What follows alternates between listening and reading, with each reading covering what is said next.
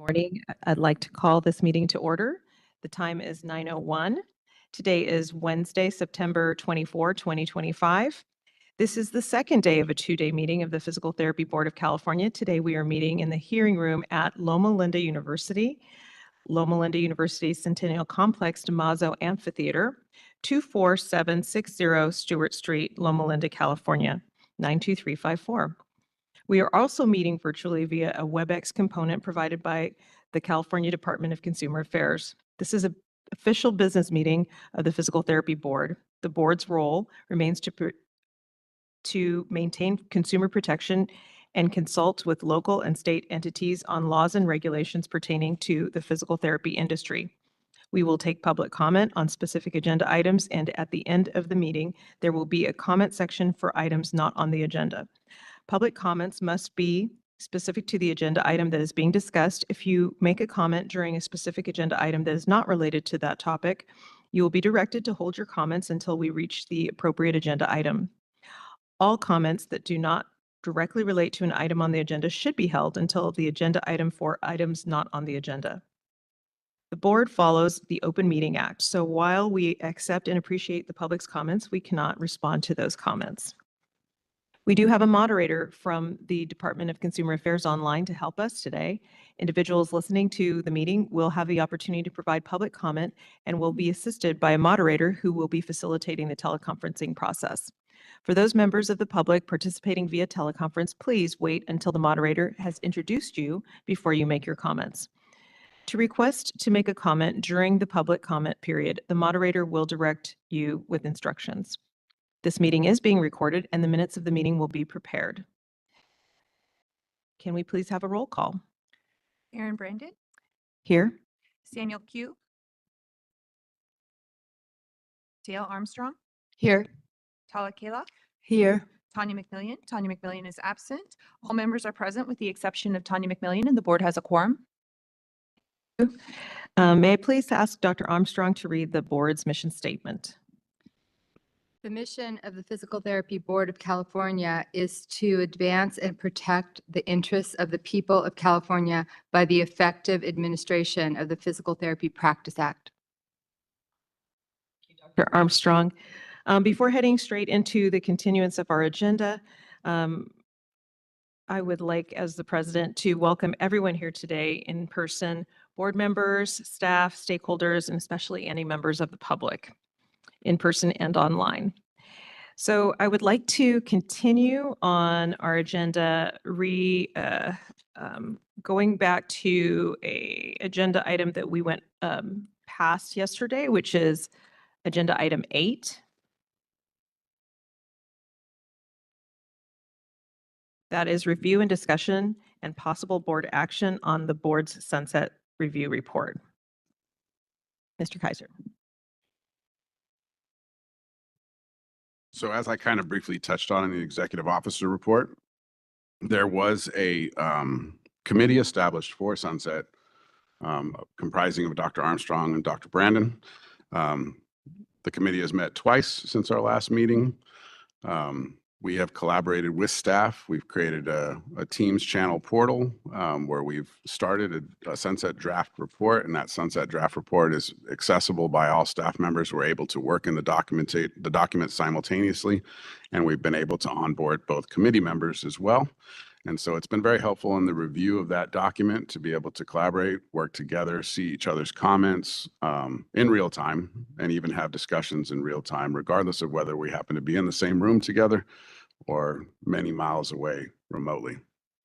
I will say that I'm a little bit relieved today knowing now that we have, kind of settled on 2 dates, both for October and for November. 90% certainty that those dates will work. Again, just having to check in with one more board member to make sure that that lines up. In general, I would say that I'm confident that we're a little bit ahead of schedule when it comes to the drafting of the report. The report can be a very laborsome, tedious collection of data, narrative, and substantiation and rationale as to prove to the legislature why the regulation of the profession of physical therapy is both necessary and should continue. So thank you both for your help with that. Thanks to all of you for being willing to participate in this and making times in what I know are your very busy schedules. It's not very often that we meet more than 4 times a year. It's usually either sunset, which can be anywhere from 4 to 6 times a year for meeting, or even strategic plan for that matter, where we have that additional meeting. Every once in a while, like this meeting, it's even a little bit more complex when we try to do something like an in-person training for expert consultants and that kind of thing. So again, thank you for being able to take the time. Thank you for being here to do it. For the future, staff and I will continue to work with the committee in crafting draft language. About a week before our scheduled meeting on the 15th in October, we will push the draft out to the rest of the members to be able to review. Again, I would just emphasize the use of the word draft at that point. It's not a finished product. Obviously, we want the input of the entirety of the board to be included in that as well. And I hope that getting it to you a week in advance is enough time to review and be ready for what is really more of a workshop than anything else. So the 15th meeting will be very much a classroom setting. We will all sit in a horseshoe. We will put that document up on the big screen and work through it point by point, note by note, and discussion points. So if you are at all able in your review to come to that meeting with some of your edits already comprised and ready for conversation, we would certainly appreciate it. I've said that schedule-wise, and I'll just very optimistically say, I think that there is a small possibility that we might be able to complete that sunset draft at the October meeting. My prediction, if I was a betting man, is that we will actually be able to do it a month later at the November meeting. The parachute, or our pencils down moment, is that we do have to complete it at our December meeting so that we can submit it to not just the legislature, but it also give us some time to submit it to the Department of Consumer Affairs Publications Design and Editing team to create a cover, to beautify it, to make our graphs look a little better than we might have made them, make it a more uniform product and presentation to the legislature and to the public. I just wanted you to can you share a little bit about some of the questions that were posed that might be different than last year, the last sunset, maybe some areas that we are looking pretty good in because of the information we have from workforce, and also because of our ability to collect data on ourselves Absolutely. and share information from the other boards. The template questionnaire that we receive from the Business Professions Committee is fairly standard, but it does vary from one legislative session to another. This legislative session, I would say the key difference and the highlight is just that. There are some questions that pertain to workforce data. I think we're very well situated to answer to those questions because we've been collecting that workforce data for almost 5 years. And that workforce data will be something that we use throughout the Sunset Report. To substantiate other areas or other questions that were normally asked. The workforce data for this profession looks pretty good.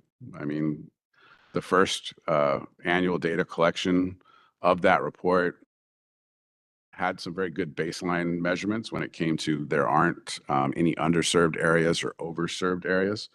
But in the most recent report that was collected in April of this year, we do start to see that there are a few underserved and overserved areas, and we'll accentuate those throughout the report. But it also gives us an idea into the demographics of the profession. And one that's of a key concern for regulators is what is the retirement potential for your profession? And looking at our data, we're in a pretty good situation with that as well. About 50% of our licensees don't identify as retiring in 11 or more years, which means your profession is continuing to grow. I think that's also corroborated by the data that you see in the application statistics reports that we'll talk about today. We receive more applications and we issue more licenses than we see in attrition leaving the profession, which is a good thing. Mhm. That's also reflected in other statistics in the report. Budget, we have more revenue than we have expenditure. So we're living within our means. And one of the reasons that we can say that is because the profession is still growing. So we'll concentrate on that. That's the key difference that I've seen since the last legislative template that we did in 22. And I think that that's a fairly significant trend. The creation of HCI to collect that data for workforce is not just a California trend, it's a national trend.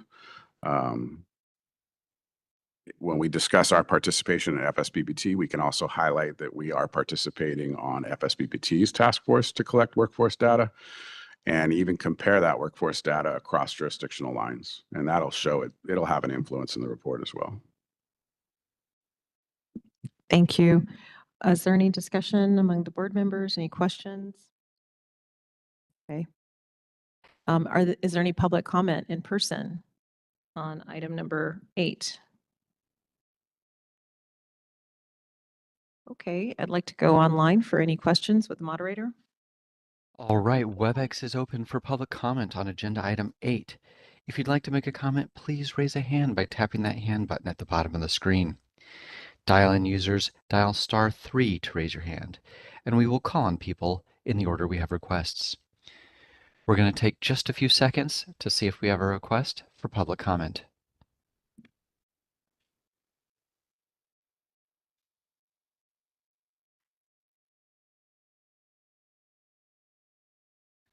Seeing no request for public comment, do you wish to continue with the agenda?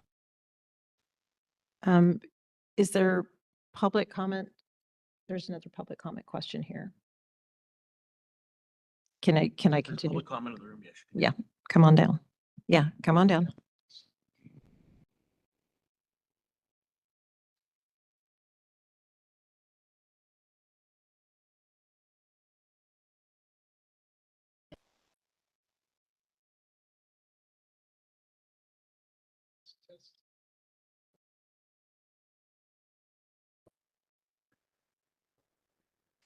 Hello. Okay. Dr. James Sims, California Physical Therapy Association. Can you reiterate the dates of the meetings and are they open to public or to professional Open to the associations public. to attend? To And location, date, look. They'll be at the Evergreen Building in Sacramento, the headquarters for Physical Therapy Board, downstairs. And it's October 15th. And I believe we decided November 15th as well. Yeah. And business 8-5-9-5, whatever, 9 to 5. 9 to 5. Is there And any, sir, this is a public comment section. Please make comments to the board. This is not an opportunity to ask Okay. the board questions. if I think it'd be, the comment would be, I think that if it could be announced to the public when this is and the date, stuff like that at some later time, so that Fair enough. It would be declarative just rather like than any other meeting. yeah. So that'd be the comment there. It was stated, but I didn't get it. So my comment is I wasn't listening careful enough. Thank you. Okay, thank you. Just one correction. So the November date is the 19th. November 19.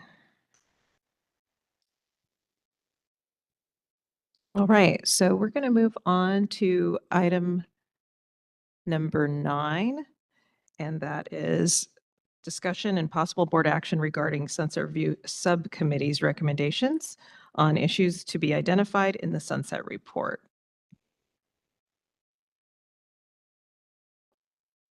Did you want to, Dr. Armstrong, did you want to share a little bit about what we discussed, or would you like me to?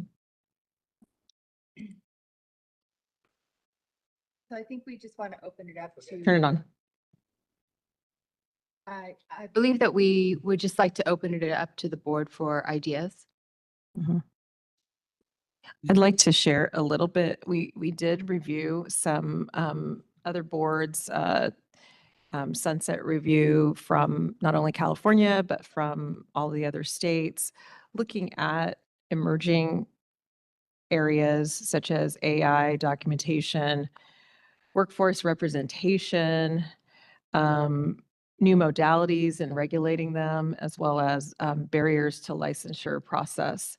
At this time, there's really nothing that we felt that stuck out that we needed to adjust right away, but we're open to information and ideas that we feel could be well justified in our new issues. And we will continue to consider and think about how to make an impact in the positive application of any new industry innovations in physical therapy as it pertains to safety and implemental practice in physical therapy in California. But yeah, we're open. Anyone on the board have any ideas that they've been processing and want to share? And then we'll meet again in the subcommittee one more time before our October 15 meeting. I just have one snippet of like an additional piece of information and then one to revisit from yesterday's conversation. Staff and I will still continue to explore the idea of recommendations for new issues to be identified.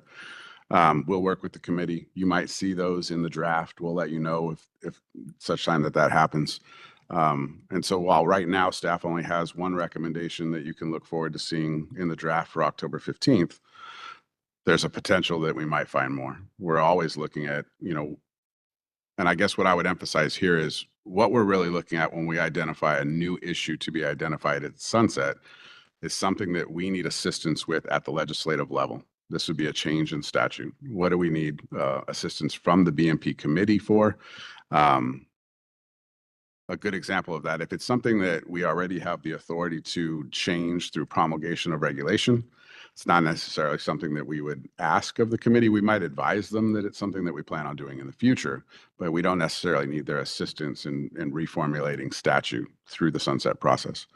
The one recommendation that we made yesterday of trying to make the petition for reinstatement authority more congruent with the application for licensure authority, just as a point of clarity, and I think this kind of came from discussion both with the Attorney General and even from board counsel, is we think the benefit to the change of that authority, one would be consistency between the two authorities, but more importantly, if we came against a situation where a petitioner for reinstatement was indeed a Megan's Law sex offender registrant, to counsel's point, because of 2660.5, the board would have no option but to deny that petition because of that authority. You could not have a licensee continue to practice while they're a registrant. Staff's recommendation, in a sense, is to be able to delegate that authority down to staff very much the same way it's delegated to us for the application for licensure authority, that we wouldn't even hear the petition, right? We wouldn't expend those resources, and we could avoid those resources and administrative burden with the projected inevitable outcome, right? So it's really much a way of freeing up the board's time and resources for the furtherance of our regulation in other areas and things that are of more priority. Understanding that the current system today would never allow somebody who is on the sex registrant for anything other than an indecent exposure misdemeanor to have the board apply discretion and grant them a license. Is that fair to say, Michael? Yes, I do. I do think that's fair to say. And the Medical Practice Act has their provision is in some ways similar to the board's, but the difference is their law already provides for this. In other words, if someone is required to register as a sex offender pursuant to the Medical Practice Act, then they would not be permitted to file the petition. The board wouldn't hear it. It would probably return it to them with a letter to that effect. And we're looking for that consistency as well. So can you help me understand the new issue to be identified, is that about the cost for application fee assigned to petitioners? Or is it about the ability for the board to delegate staffing, not accept a petition coming from someone who's currently on the registration? Currently the latter, right? So Okay. really what we're looking for is a draft of language and a change to the PT Practice Act that essentially brings that clarity Got it. that a petitioner for reinstatement who also happens to be a Megan's Law registrant is incapable of petition, right? Secondary to that, and I alluded to it a little bit earlier, is that staff and I are going to continue to look at other potential new recommendations. And so one of those things that we're looking at is, should a petitioner for reinstatement share the same burden of cost in application for licensure and their first contribution to the administration of the board through renewal, the very much the same way that an applicant does for the first time. And those would both be statute changes, They would both correct? be So statute we're- changes, We're but we would- investigating the second one. And we'd identify them as two separate new issues to be identified. Thank you. Thank you for that. Is there any discussion on, oh, sorry. No, just to close that loop briefly. So if we were to propose such a change in Sunset, the board already deals with this situation when petitioners file petitions untimely before the year or whatever the period is has expired. So it would be similar to that in terms of the board's resources. The only thing that I would add to it too is between now and then, we are now aware of the consultant that's assigned to our bill. And so we'll have conversations with them as well. And so we might have a little bit more insight from them, trend data, things that they're seeing in other healthcare boards, things we might want to consider. And of course, we'll report that to the committee and then also to the full board at the 15th. All right. Is there any other discussion from the board? Just have a quick question. So regarding the new issues that we need to think about as a board or modify, so going back to the last sunset, which was it in 2022? Two. And I'm not sure if I missed this. Were there any particular issues that have been brought up at that time that we need to work on? Was it the workforce in particular or anything? So we did have a list of new issues. And in some ways, there's kind of this rolling list of issues too. So as part of this report, there's a section to address pending issues from the last sunset, or what they would consider old issues. And what is the status of those issues? Did you receive any kind of relief from the legislature, or what have you done in the interim? We do have a few of those, and they'll be covered in the draft report as well. I think I have them right here, actually. When I say an old issue that has kind of rolled over from one sunset to another is the fact that we are at our statutory caps when it comes to fees. Right now, regardless of this board's fiscal situation, we don't have the authority to increase our fees. We are at what's called the statutory caps. If this board came across any kind of, unforeseeable circumstances, major legislative change, additional resource draw to the board, lawsuit, national issues, we would not be able to account for that. The only thing that we could do was reach out to an author to seek emergency legislation to assist us in that process. So in the 22 sunset and both the 2016 sunset, we identified the statutory cap as an issue to be addressed. I think we were very clear in saying we had there is no want or need to increase the fee per se, but what we were asking the legislature was to consider increasing the cap. I will tell you from the administrator's perspective, being at caps is an uncomfortable position.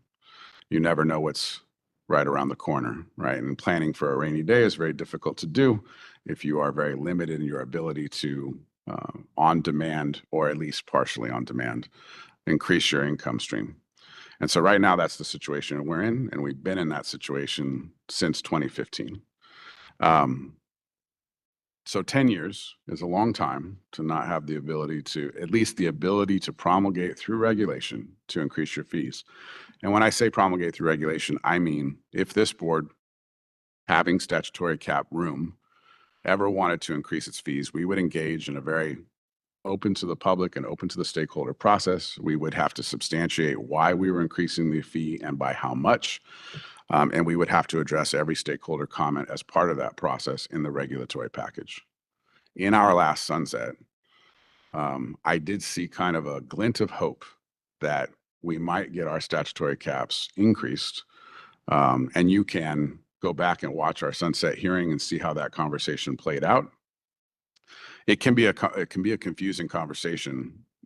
It's my own opinion and it's only speculation, but the legislature is very used to a board, coming to them to increase statutory cap or fee when they are in need of it, when something emergent has happened. We are trying to be very kind of proactive and get in front of the problem, right? We want that authority to be there in case it comes. And so we, again, had a number of conversations to be very clear that we were not anticipating a fee increase of any kind. This is just solely asking for an increase in the cap itself. By the end of that conversation, it sounded like, okay, we all understand each other, and that's actually a really proactive plan. Thank you for, being fiscally responsible. And I left that hearing thinking we might get an increase in these statutory caps, and we didn't. So there is a priority there, right? If it doesn't rise to priority, it might not be something that gets penned into legislation. So we hope this time around that particular issue is addressed, and it is a little bit more need. I mean, you can see, we'll discuss in the next agenda item, our administrative services report and our budget discussion and our projections moving forward, what our fund condition looks like. Again, very healthy, but projected to dissipate year after year. And so fee increase becomes something that we have to keep an eye on the horizon. So in the last report, things that we consider resolved, we identified clarifying revisions to the retired license status. Our retired license status is up and running. The regulations are promulgated. It's been working for a number of years. We're very happy with that. So we also consider that to be resolved. We had some technical corrections to address a cross-reference issue that occurred in previous legislation. I believe it was SB 198, where we just realized that there was some references that were keyed that weren't corrected when legislation happened. And so this was a very omnibus way to address those corrections. Issue number 4 was the English proficiency examination, or the TOEFL, and we believe that to be resolved. It's up and running. We've been using it for a number of years. Issue number 5 was very pandemic related, and that was the treatment plan of care for children covered under the Individuals with Disabilities Education Act, or IDEA. There was a conflict there where it was very difficult for physical therapists as part of a team to refer back to a physician or surgeon for a diagnosis to ensure that there was continuity of care for their patients. So there was a legislative change as a result of sunset there for us, where it wasn't necessarily a diagnosis, but it was a referral, and it was part of the actual education plan itself, and the physical therapist could act on that. And so we believe that to be resolved. And from what I understand, that works very well currently. And for the last 5 or 6 years, we haven't heard any kind of negative feedback for that either. So identified as new issues in the last sunset, issue number 2 from the 2022 report was, and again, very pandemic related. This board asked the legislature to consider requiring of this board to provide a WebEx component to each and every public board meeting that it held. Right now, we can provide WebEx when technology allows for it. But because of the pandemic, and we were trying to find different vehicles for engagement for the public, we wanted to leave the in-person meeting intact, but we wanted to also add to it what we're doing here today with the WebEx. But we wanted the legislature to help us with that and create that as a requirement for us to do it. And in that requirement, it might help us and assist us in procuring the right technology to do it.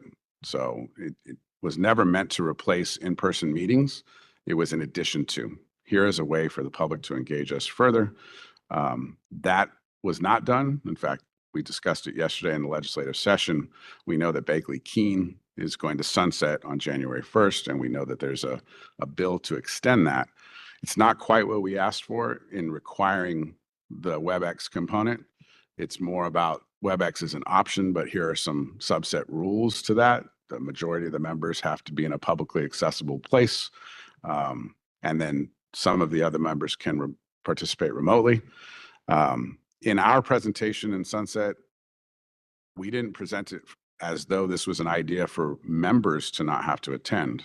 That wasn't the purpose of the WebEx. The WebEx was to increase the engagement and the ability for the public to participate in the meeting in a virtual capacity. And then last Sunset, issue number 3 that we consider still not resolved is the EPR request that this board is currently working on. And because of the nature of the Sunset report, we have to address all pending previously identified issues in this report as well. So it won't be in the new issues identified. There's already a section there that we have to address it because it was part of a previous Sunset report. One last one from last time.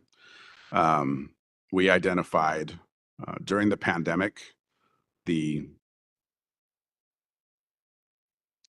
one of the issues that came to our attention was through our direct access, through our AB 1000 bill, temporary direct access where you have 12 visits or 45 days. Anytime after that to continue care, the patient was required to have an in-person consultation and referral and an assessment of the practice and signed off by a physician or surgeon. And as you can imagine, during the pandemic, it was hard enough to see anybody in person, let alone a physician or surgeon. So that created a continuity of care issue for us as well. And so we had, through the director of the Department of Consumer Affairs and the governor's office, a waiver of that. And in Sunset, what we asked for was to take that waiver and make it permanent. And they did through our 2022 Sunset. And right now it works very well. So even after direct access, there is a new vehicle where that continuity of care, that sign off of the plan of care by the physician or surgeon can be done by via telemeans. So if I'm keeping score, the 2 rollovers are the statutory cap on fees and the EPR. You're keeping score. Everything else was resolved. And then our new issues identified since the last Sunset we're working on Correct. are going to be the consistency with Megan's Law and our inability to accept a probationer who is on for petition and possibly a change in the application for reinstatement. Possibly. We're working it through. Okay. All right. Okay, is there any more discussion from the board on number 9? Okay, any public comment in person on number 9? Okay, any online public comment? WebEx is open for public comment on agenda item 9. If you'd like to make a comment, please raise a hand by tapping that hand button at the bottom of the screen. Dial-in users dial *3 to raise your hand, and we will call on people in the order we have requests. We're going to take just a moment to see if we have a request for public comment.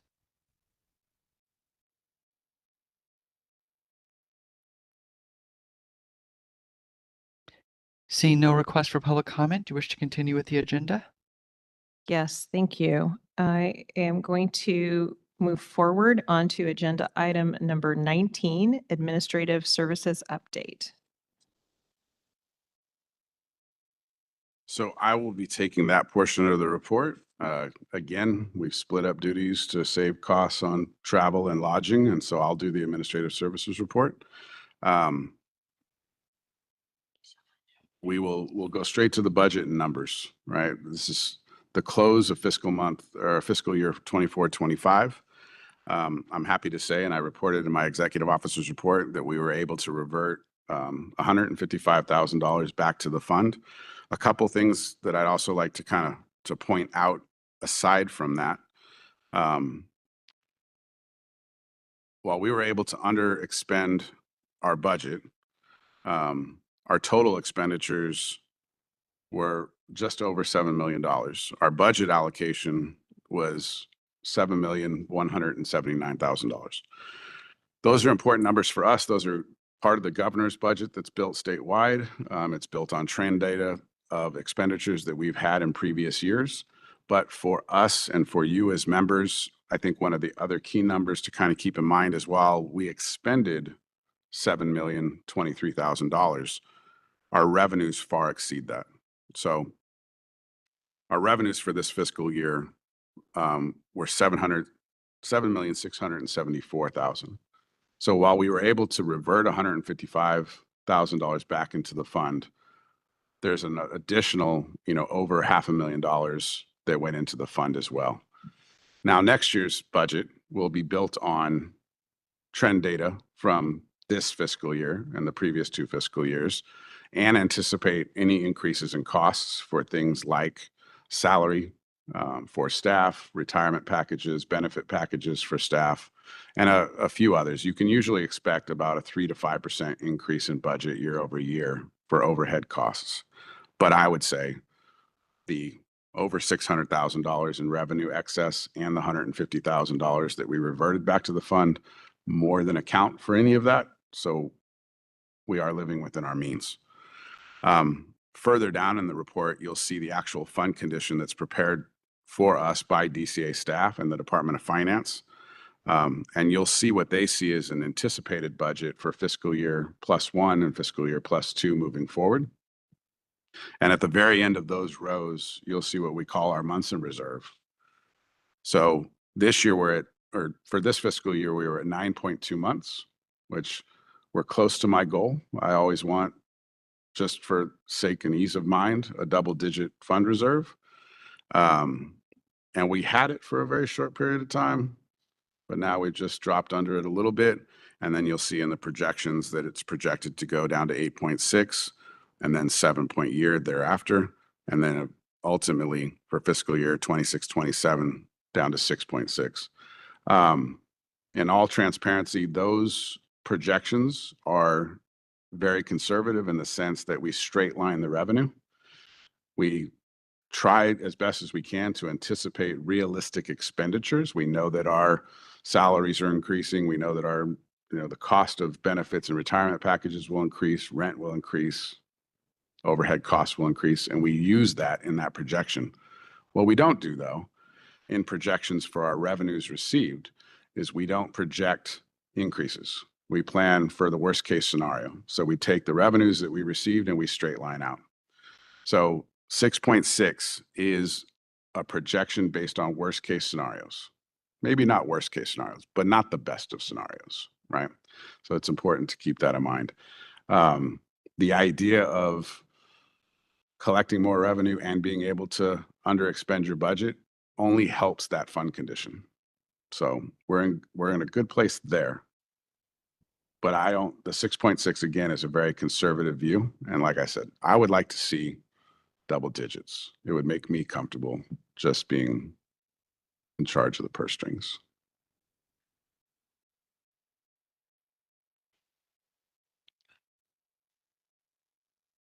A quick question on the the fund balance analysis. Do we go back and true up the prior year, for example, 24-25 on the revenue numbers and that we do, but you may not see that until either the next or previous fund condition projection. Yeah, because we, obviously we picked up a 600,000. Right. There's a reconciliation Yeah. that occurs, but it is a little bit delayed. Okay. Thank you.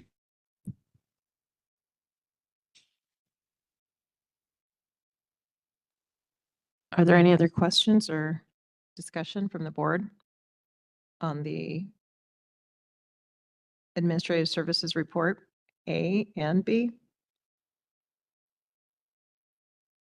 No? So just a couple reminders from the Administrative Services Unit. I'd be remiss if I didn't share these reminders with you as board members. So one of the other things that I would just remind is training and training deadlines. per diem, timeliness of submission of per diem from board members, and then timeliness of travel claims from board members also. And that's just a friendly reminder from administrative staff back at home so that they can facilitate those things, get you paid as quickly as possible, and still fall within compliance rules with the Department of Consumer Affairs. Any other questions or discussion? Okay, any in-person public comment on agenda item 19A and B? Okay, I'll go to online moderator for public comment. WebEx is open on the Administrative Services update. If you'd like to make a comment, please raise a hand by tapping that hand button at the bottom of the screen. Dial-in users dial *3 to raise your hand, and we will call on people in the order we have requests. We're going to take just a few seconds now to see if we have a request for public comment.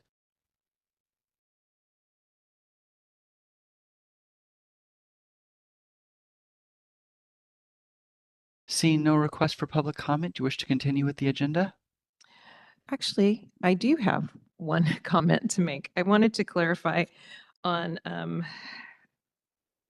the item under operating expenses. I know we discussed at the last board meeting why that is, there's such a deference on budgeted for equipment.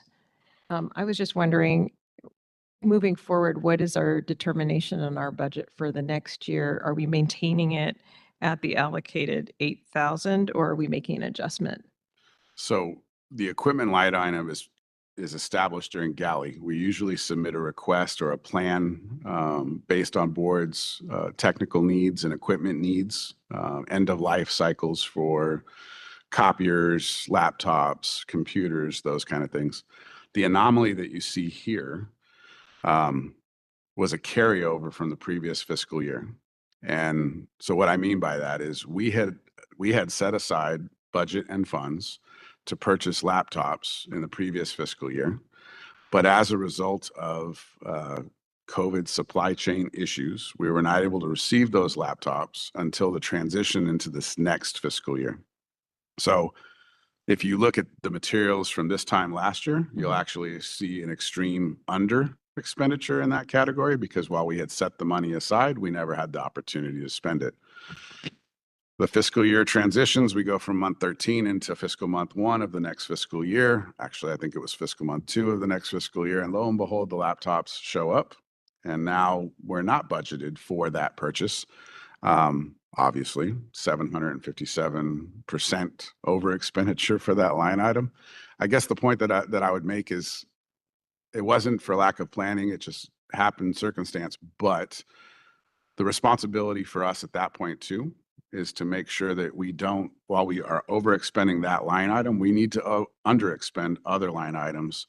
And clearly we had, hence the $155,000 reversion. So again, it's just something that staff and I have to kind of navigate around.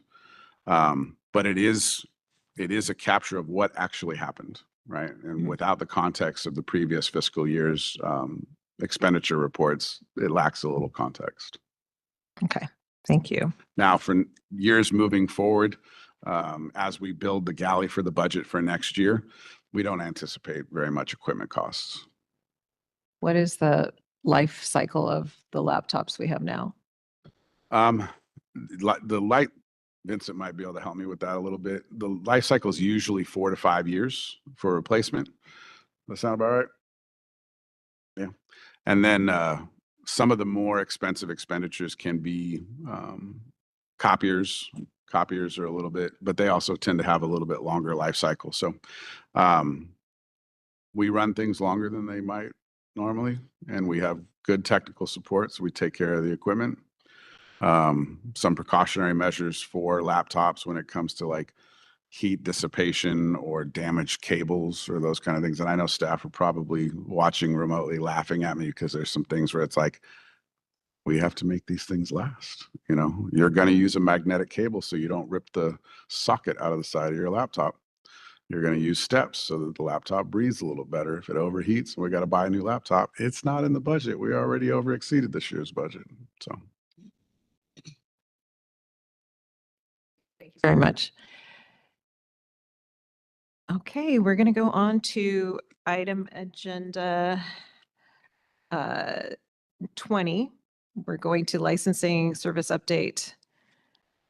Thank you so much, Is Sarah, that- for stepping in for Valerie. Can you hear me? Yeah. Okay. Good morning, Sarah Conley. I'm the Assistant Executive Officer, and I'm going to be reporting on behalf of Valerie this morning for licensing services. So I'll get started with referencing the report that's included in the materials. As you can see, and as discussed previously, the PTA applications have increased as expected with the addition of new programs. Otherwise, operations are stable. And I want to acknowledge that maintaining stability, especially when the applications unit is well under the processing time goal, is in and of itself an accomplishment. We don't have any significant issues at this time, and the licensing team is doing a great job. On another note, when I say stable, it also includes working on oversight reports, such as the annual report, the sunset report, strategic plan goals, both licensing specific and organizational effectiveness, the ever increasing outreach demands, and continually monitoring the program for opportunities to improve. So while stable, also active. Is it okay if I go into continuing competency, or did you want me to pause there? No, you can continue. So continuing competency is a little bit different. There's a little bit more going on there. In line with the board strategic plan goal 5, with objectives to clarify the continuing competency guidelines and evaluate the program for effectiveness, as well as implement a fee for approval agencies. The continuing competency in executive units, specifically IT, so Vincent, also DCA is helping support this effort, have been collaborating to establish a solid foundation for an innovative, long-term, scalable solution, right now focusing on approval agencies.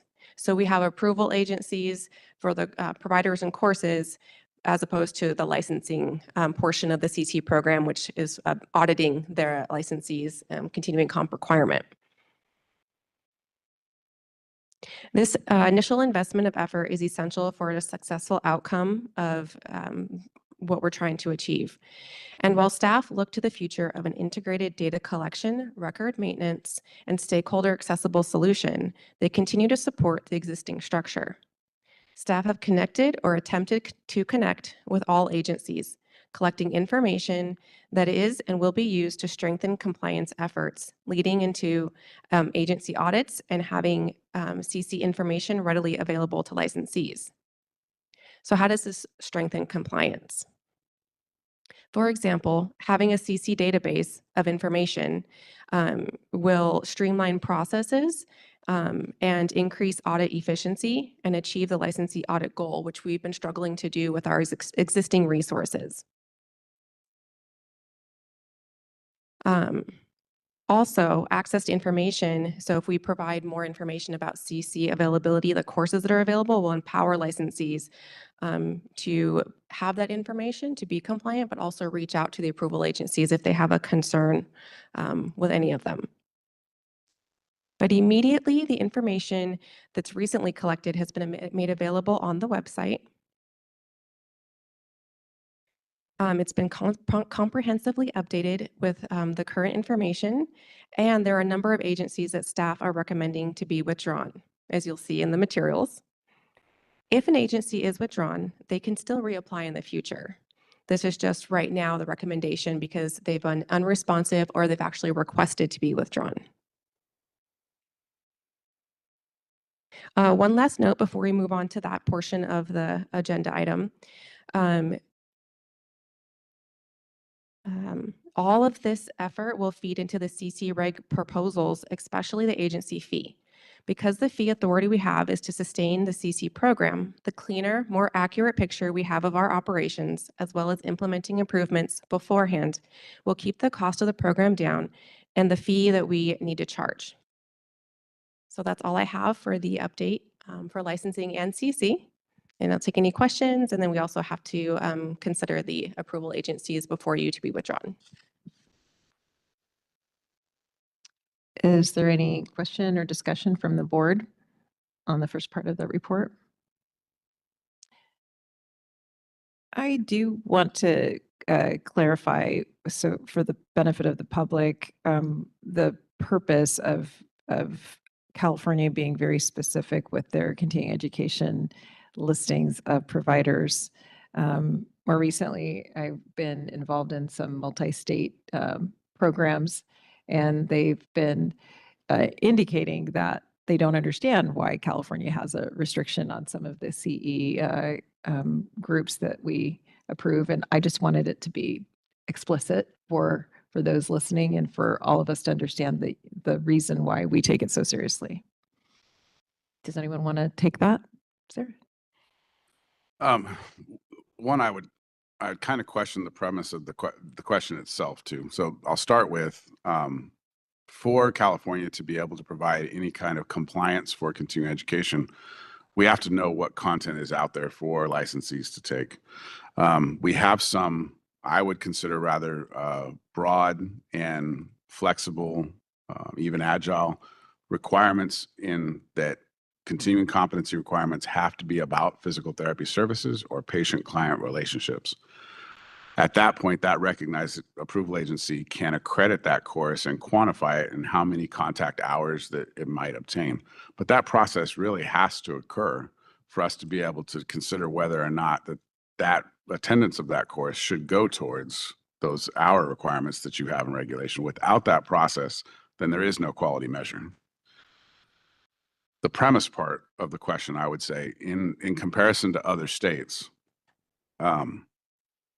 there are some other aspects of our continuing competency regulation that I would identify really as being quite beautiful, right? We have an alternate pathways approval process that allows for a number of different ways for licensees to gather continuing education credits towards their requirements, whether it's attending a board meeting here today, just to encourage engagement and getting the public and the licensing population to participate in the regulatory process, and attending the CPTA conference that occurred this weekend, again, an encouragement and incentive to participate and engage, writing a peer review or a journal article for the first time, teaching a class, serving as a clinical instructor. All of these things are things that you can actually apply for and use as proof of your continuing education requirement if you are ever subjected to audit. And so when I hear like the critique of maybe California is a little different, sometimes I think it's just education that needs to be provided to the person who's seeing it that way. And once we describe it to them, they realize, oh, there's some great ideas in there that turns out their state doesn't allow for. Maybe that's something that they might consider. Just a shameless plug. The other side of it is, and conversely, I actually see some states as being much more restrictive in what they approve for continuing education. And a good example of that would be, say, a state that defers to the National Association as the accreditor, or the local association chapter as the sole provider of continuing education. And I think that's a market restriction that may be unnecessary and might have even some of its own issues to be identified. So, but without oversight, without our ability to audit licensees for their compliance, and then an additional layer on top of that to make sure that we can audit the quality of the content of the courses that are being provided, and even to such extent as that we're also looking at the people who are providing the content. That's just part of the quality assurance measure that audits provides. Thank you for elucidating that whole concept of the alternate pathway. I think it was probably due to the fact that some of these groups that provide continuing education for multi-states identified that it was almost like Californians would be penalized, but it was really an issue that they didn't meet the criteria. Let me add one more layer to that then. In those situations where, you know, a licensee, maybe a multi-state licensee, California is aware of it, and California wrote and through its task force that promulgated those regulations accounted for those situations where we don't want you to have to attend more courses than is necessary to meet the requirements for each of your individual jurisdictions. To the extent that you can take one course and apply it to multiple states, we want to assist with that. Some of those states, if we're talking about East Coast or Midwest, and 5 or 6 states are listed as accreditators for that course, I would invite them we have a couple different vehicles that they can utilize. Those providers can reach out to a recognized approval agency in California and have their course accredited both in advance, in real time, and after the fact, right? So it's never lost, right? You may have attended a course, and as long as that course pertained to physical therapy services, patient-client relationships, you could have an after-the-fact attendance accreditation done by a recognized approval agency, and this board would recognize that. And you can find on our website which recognized approval agencies provide which services, including retroactive approval or approval of an individual course. Sharing that, I do believe that a lot of employers only allow their employees to get paid for the time that they do their education days if it is demonstrated that they had CEUs associated with the education. So it's a couple layers, but it's good to know. And I think, thank you for explaining it. But even in that scenario, there's options for them there as well. As an individual, if they took that course and it pertained to their state's jurisdiction and it was paid for by their employer, if they want it to fit in California, they can find that recognized approval agency on our website that will do that retroactive approval for them and make it fit. Now, they're going to charge a fee for that. Don't have any control over that market or how that assessment is done, but that option is available to them. So that goes back to that comment, all is not lost, right? As a business advantage, the provider of that course might want to also reach out to a recognized approval agency to get accredited in California. It's a selling point for them at that point. Now this course is now acceptable in California. So I can't think of any better flexibility than at that point for ways, recourse for licensees to make sure that it fits for the state of California. Thank you.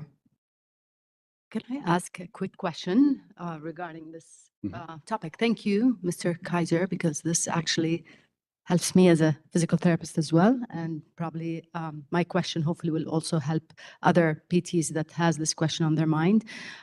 So you mentioned alternate pathways, like, if you're teaching a lecture, preparation for the lecture, or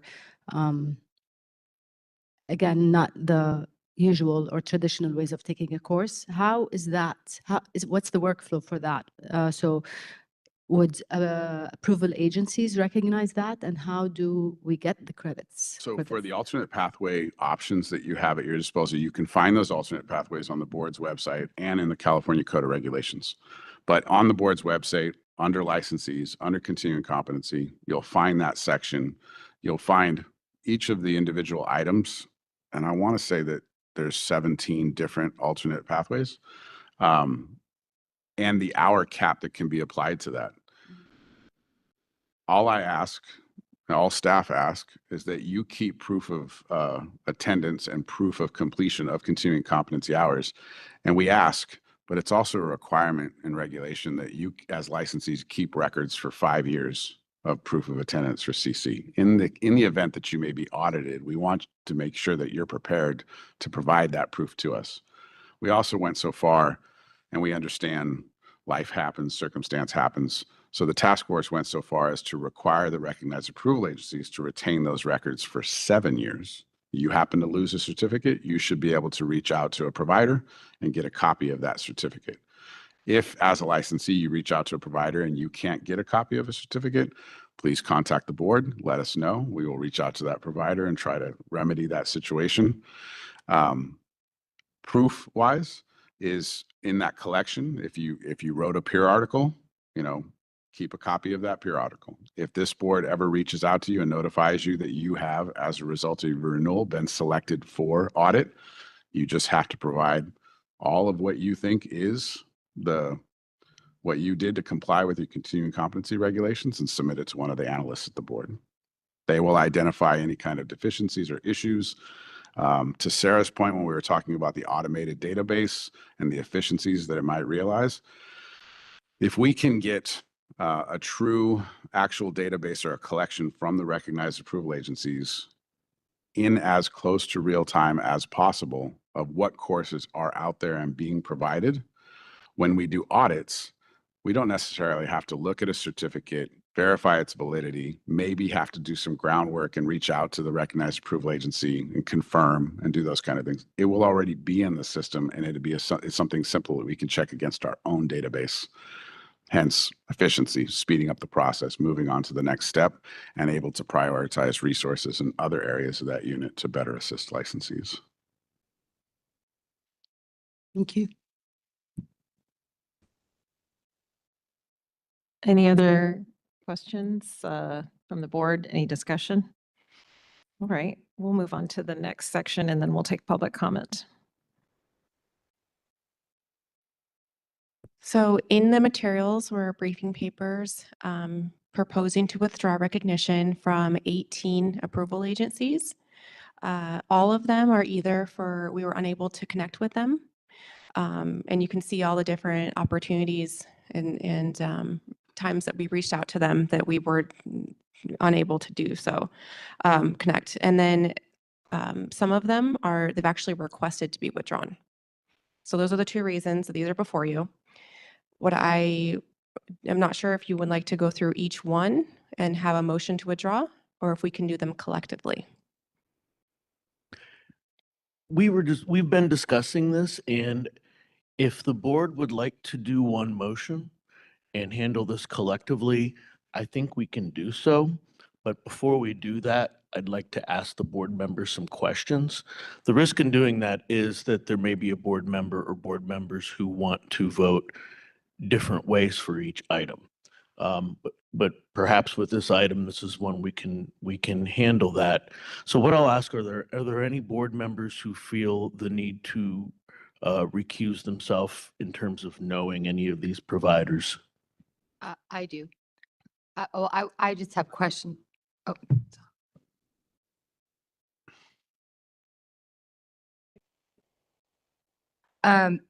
Would we be able to ask questions?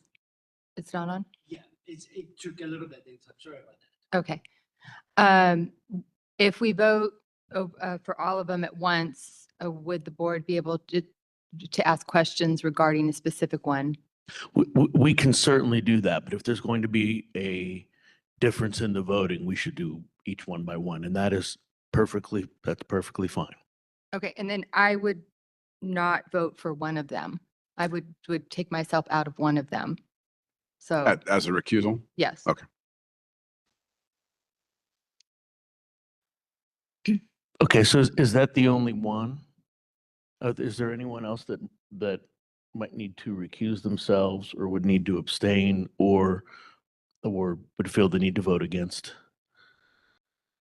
So then perhaps, can you identify which one that you're recusing yourself on? Number 10? Okay. Is that very basically, can you explain the reason for the?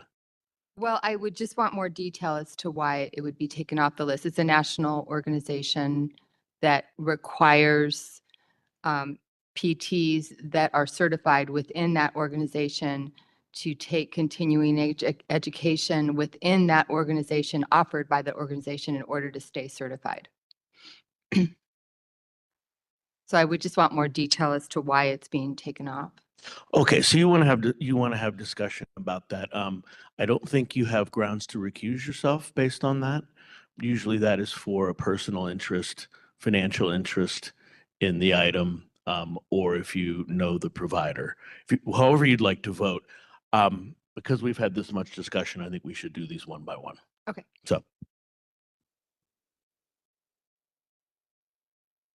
So perhaps begin with, we can go through, discuss, and motion second, public comment. We'll have to go through that for each one. List them one by one and then we have to make a motion for each one. Okay. Okay, so the first approval agency that's being proposed to be withdrawn is ARC Seminars. Is there any discussion? And I can give the reason, just give me one moment. They failed to respond to requests when we reached out to them. So we were unable to connect with them.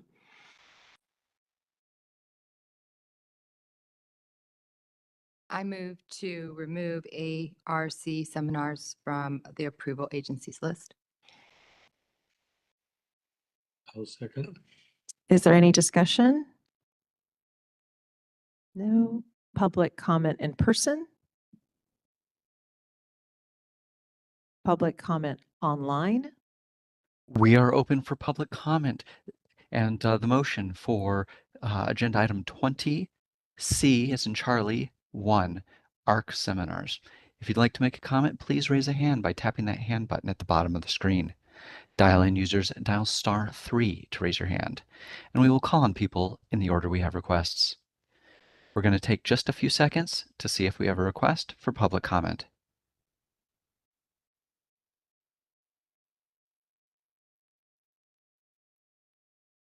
Seeing no request, you wish to continue with the motion?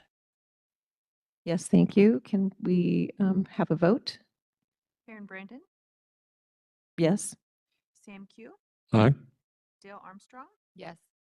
Paula Kaloff, Yes. Tanya McMillian. Tanya McMillian is absent, 4-0, motion carried. Continue, sir. All right, the next one is Back Project Corporation, and this agency requested that their recognition be withdrawn. Okay, is there any discussion? Okay, anyone want to take a motion for this? A motion to remove back Project Corporation from the continuing education, removal of continuing competency provider list. I'll second. Okay, any discussion? Further public comment in person? And online, please? We are taking public comment on 20C as in Charlie 2. If you'd like to make a comment, please raise a hand by tapping that hand button at the bottom of the screen. Dial-in users dial *3 to raise your hand, and we will call on people in the order we have requests. We're going to take about 8 more seconds to see if we have a request for public comment. To our esteemed moderator, would you please refrain from describing the motion, just open for public comment? Will do. No request for public comment. Okay, thank you. Can we take a vote? Karen Brandon, Aye. Sam Q, Aye. Dale Armstrong, Aye. Paula Kaloff, Aye. Tanya McMillian. Tanya McMillian is absent, 4-0, motion carried. Thank you very much. Just a point of order for the ease of use, and council can correct me, at the bottom of each of the briefing papers is a proposed motion recommendation from staff. Language is very consistent, very uniform. I would just suggest we use that part. Where is that? So on each individual briefing paper that kind of describes why we're actually asking for recognition, at the very bottom, you'll see action requested, and it'll say staff recommends, and you can use that language as the actual motion itself. If you concur with the recommendation, obviously. Are you talking about on page 74? In the 80s. Each one of them. In the 80s and 90s. Okay, sorry. So the briefing papers themselves. Okay, thank you. Thank you very much. All right, Sarah, can we move on to number 4? I think we're on number 3. Oh, sorry, number 3. Okay. Thank you. So number 3 is Canyon Ridge Physical Therapy, and they failed to comply with any request for information. Okay, is there any discussion? None? Any motions?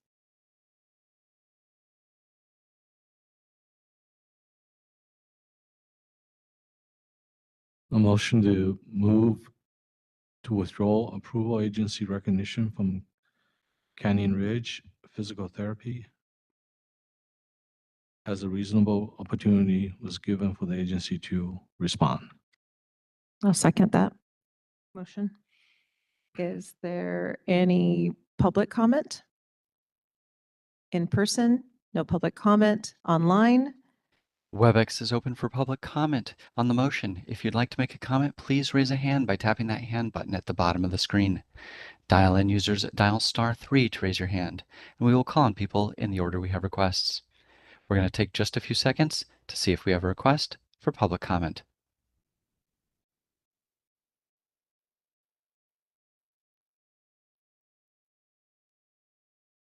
Seeing no request for public comment, you wish to continue with the motion? yes, please. Vote, please. Karen Brandon, Aye. Sam Q, Aye. Dale Armstrong, Aye. Tala Kayla, Aye. Tanya McMillan. Tanya McMillan is absent. 4-0, motion carried. Okay, Okay. next. Number 4, contemporary forums. This agency failed to comply with requests for information. All right, is there any discussion? Any motion? I move to remove contemporary forums from the approval agency list. And I second that. Okay, is there any public comment? None in person, any online? WebEx is open for public comment on the motion. If you'd like to make a comment, please raise a hand by tapping that hand button at the bottom of the screen. Dial-in users dial *3 to raise your hand, and we will call on people in the order we have requests. We're going to take just a moment now to see if we have a request for public comment.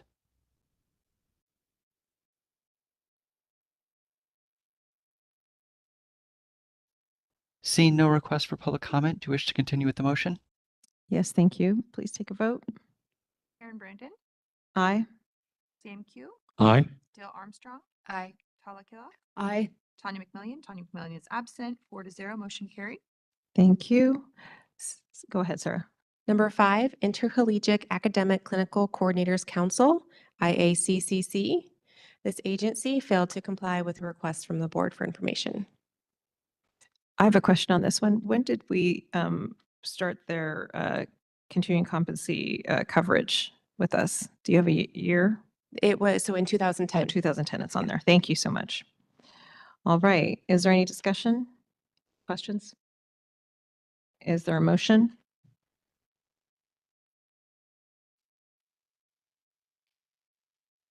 A motion to move withdrawal approval agency recognition from IACCC as a reasonable opportunity was given for the agency to respond.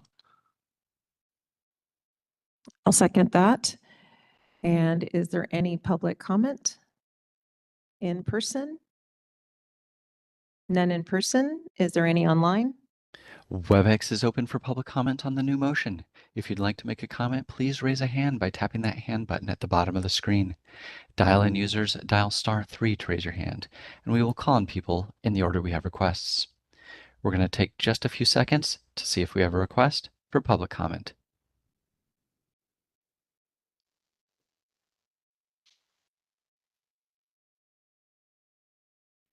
Seeing no request, do you wish to continue with the motion? Yes, thank you. Can I take a vote? Karen Brandon, Aye. Sam Q, Aye. Dale Armstrong, Aye. Tala Kayla, Aye. Tanya McMillan. Tanya McMillan is absent. 4-0, motion carried. Thank you. Number 6 is Innovative Healthcare Partners, LLC, and this agency failed to comply with the board's request for information. Is there any discussion? Is there a motion? Motion to withdraw of Innovative Health Partners, LLC, approval agency recognition. I'll second. Okay, is there any public comment in person? Seeing none, moderator, can you find out online if there's any public comment? WebEx is once again open for public comment on the new motion. If you'd like to make a comment, please raise a hand by tapping that hand button at the bottom of the screen. Dial-in users dial *3 to raise your hand, and we will call on people in the order we have requests. We're going to take just a moment to see if we have a request for public comment.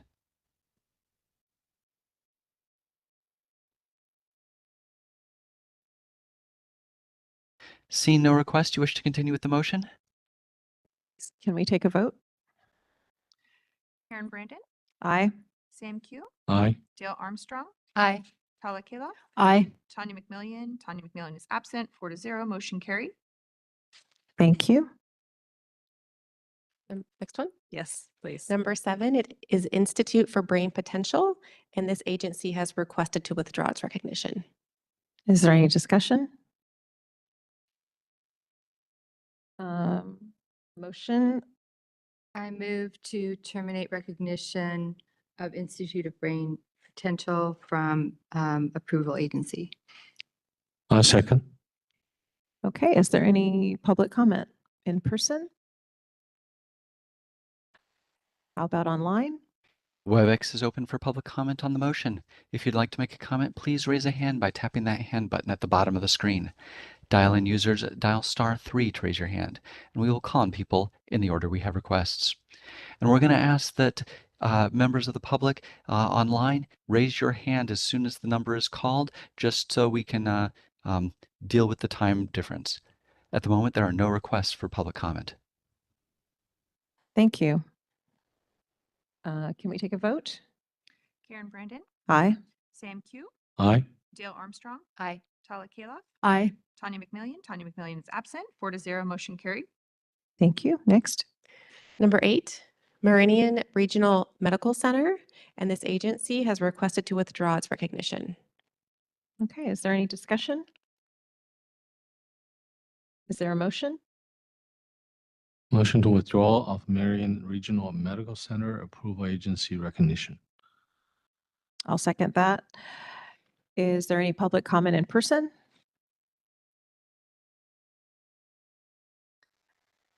How about online? WebEx is open for public comment on the new motion. If you'd like to make a comment, please raise a hand by tapping that hand button at the bottom of the screen. Dial-in users dial *3 to raise your hand, and we will call on people in the order we have requests. Seeing no request, you wish to continue with the motion? Yes, thank you. Can we take a vote? Karen Brandon, Aye. Sam Q, Aye. Dale Armstrong, Aye. Tala Kaloff, Aye. Tanya McMillian. Tanya McMillian is absent. 4-0, motion carried. Thank you. Number 9 is Memorial Medical Center, and this agency has requested to withdraw its recognition. Is there any questions or discussion? Okay, is there a motion? I move to terminate recognition for Memorial Medical Center as a recognized approval agency. I'll second that. Is there any public comment? In person? None. How about online? WebEx is open for the next motion. If you'd like to make a comment, please raise a hand by tapping that hand button at the bottom of the screen. Dial-in users dial *3 to raise your hand, and we will call on people in the order we have requests. Seeing no request, do you wish to continue with the motion? Yes, please vote. Karen Brandon, Aye. Sam Q, Aye. Dale Armstrong, Aye. Tala Kaloff, Aye. Tanya McMillian. Tanya McMillian is absent. 4-0, motion carried. Okay, thank you. And number 10? Number 10 is Neurodevelopmental Treatment Association, NDTA, and this agency has requested to withdraw recognition. Okay, is there any discussion on this one? Just some additional information to be considered. While some of these organizations may have asked to have their recognition removed, there is this potential that they could be approved by another recognized approval agency. So that's something to consider. While they might be asking to remove recognition for themselves, they may be covered under one of the other 120 some odd recognized approval agencies. With this one in particular, I know that their national accreditation is really done through AOTA more than anything else, but there may be one there that is a bridge for PT that I'm not aware of. We might have to look into it a little bit more. But what they're asking is just to have themselves removed as a recognized approval agency, not as a provider per se. They still might be a provider under a different recognized approval agency, but I don't have the information as to which one. But it's just, and it's a potential. I can't even confirm that that's the case, but it's something to keep in mind.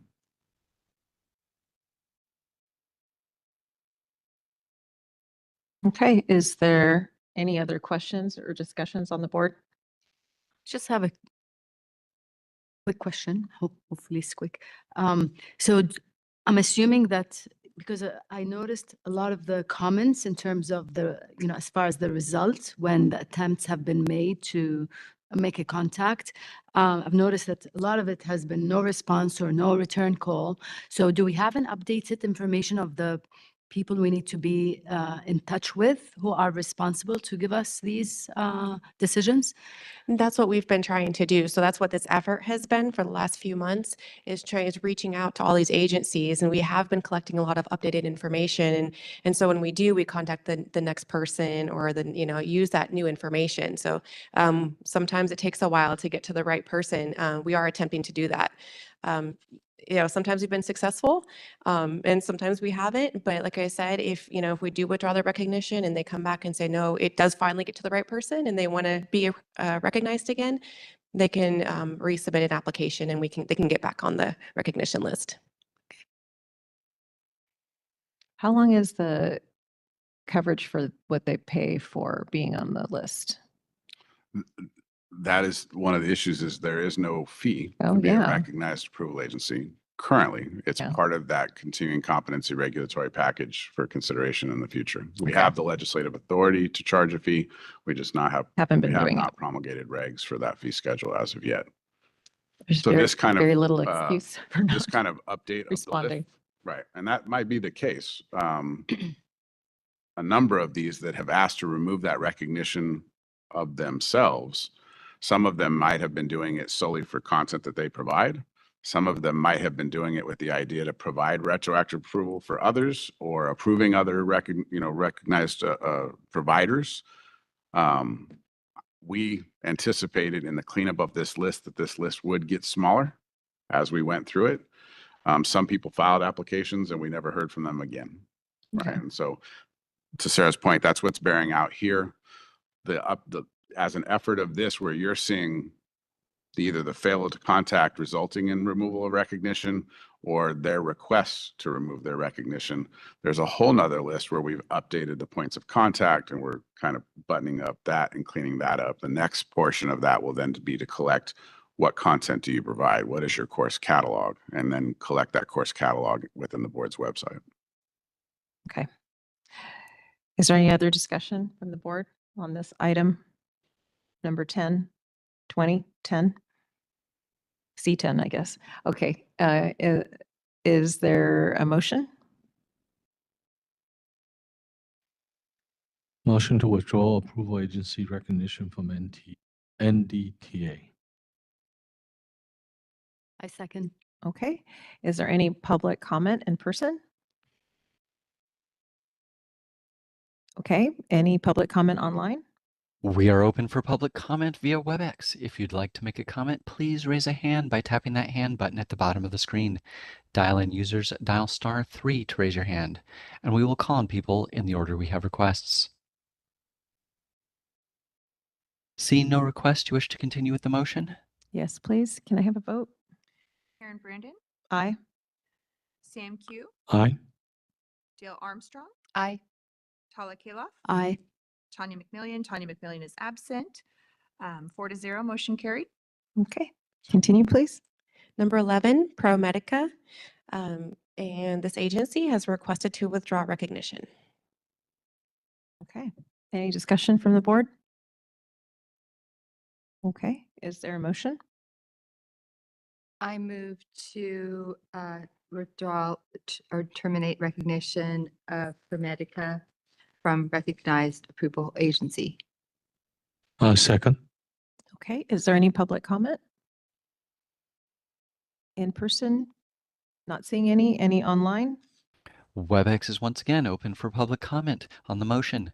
If you'd like to make a comment, please raise a hand by tapping that hand button at the bottom of the screen. Dial-in users dial *3 to raise your hand. Seeing no request, you wish to continue with the motion? Yes, please. Can we have a vote? Karen Brandon, Aye. Sam Q, Aye. Dale Armstrong, Aye. Tala Kaloff, Aye. Tanya McMillian. Tanya McMillian is absent. 4-0, motion carried. Thank you.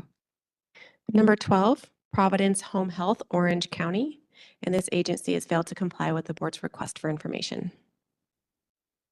Okay. Is there any discussion?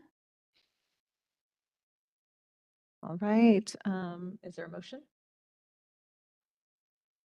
I move to accept the withdrawal of, Providence Home Health Orange County as an approval agency. I will second. Okay, is there any public comment in person? Not seeing any. Is there any online? WebEx is once again open for public comment on the motion. If you'd like to make a comment, please raise a hand by tapping that hand button at the bottom of the screen. Dial-in users dial *3 to raise your hand. We will call on people in the order we have requests. Seeing no request, you wish to continue with the motion? Yes, please. Can we have a vote? Karen Brandon, Aye. Sam Q, Aye. Dale Armstrong, Aye. Tala Kilaf, Aye. Tanya McMillan. Tanya McMillan's absent, 4-0, motion carried. Thank you. Number 13, Rancho Physical Therapy, and this agency has requested to withdraw its recognition. Okay, is there any discussion or questions from the board? No, is there a motion? A motion withdrawal of Rancho Physical Therapy, Inc., approval agency recognition status. I second. Okay, is there any public comment in person? Not seeing any. Is there any online? WebEx is open for public comment on the new motion. If you'd like to make a comment, please raise a hand by tapping that hand button at the bottom of the screen. Dial-in users dial *3 to raise your hand, and we will call on people in the order we have requests. Seeing no request, you wish to continue with the motion? Yes, please. Can we have a vote? Karen Brandon, Aye. Sam Q, Aye. Dale Armstrong, Aye. Tala Kilaf, Aye. Tanya McMillan. Tanya McMillan's absent, 4-0, motion carried. Thank you. Number 14, Sharp Home Health, and this agency has requested to withdraw its recognition. Okay, is there any discussion or questions from the board? Is there a motion? I move to terminate recognition of Sharp Home Health from the recognized approval agency. I second. Okay, is there any public comment in person? Not seeing any. Is there any online? WebEx is open for public comment on the motion. If you'd like to make a comment, please raise a hand by tapping that hand button at the bottom of the screen. Dial-in users dial *3 to raise your hand, and we will call on people in the order we have requests. Seeing no request, you wish to continue with the motion? Yes, please. Can we have a vote? Karen Brandon, Aye. Sam Q, Aye. Dale Armstrong, Aye. Tala Kilaf, Aye. Tanya McMillan. Tanya McMillan's absent, 4-0, motion carried. Okay, next. Number 15, the Brain Cell, and this agency has failed to comply with the board's request for information. Okay, is there any discussion or questions from the board? Is there a motion? A motion withdrawal of the Brain Cell Approval Agency recognition. Is there a second? I'll second. Okay, any public comment in person?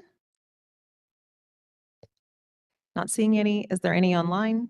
WebEx is open for public comment on the motion. If you'd like to make a comment, please raise a hand by tapping that hand button at the bottom of the screen.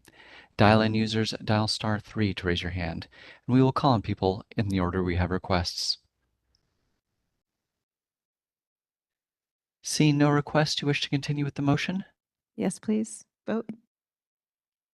Karen Brandon, Aye. Sam Q, Aye. Dale Armstrong, Aye. Tala Kilaf, Aye. Tanya McMillan. Tanya McMillan's absent, 4-0, motion carried. Thank you. Next. Number 16, Trebon Physical Therapy, and this agency has requested to withdraw its recognition. Okay, is there any discussion? Motion? I move to withdraw approval agency recognition from Trebon Physical Therapy. I second. Is there any public comment? Not seeing any public comment in person. Is there any online? WebEx is once again open for public comment on the motion. If you'd like to make a comment, please raise a hand by tapping that hand button at the bottom of the screen. Dial-in users dial *3 to raise your hand, and we will call on people in the order we have requests. Seeing no request, you wish to continue with the motion? Yes, please. Can we have a vote? Karen Brandon, Aye.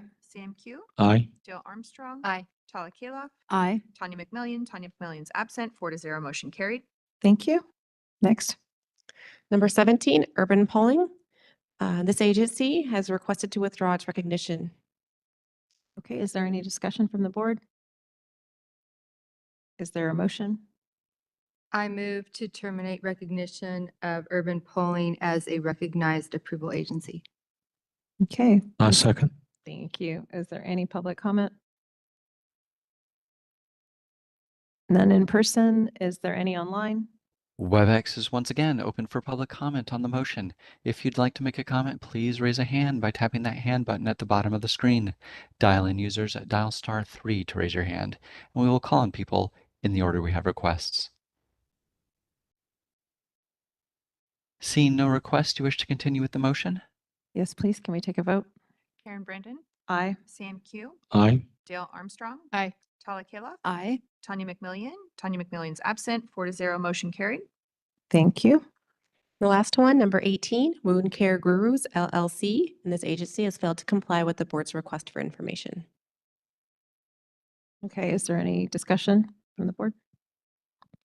Is there a motion?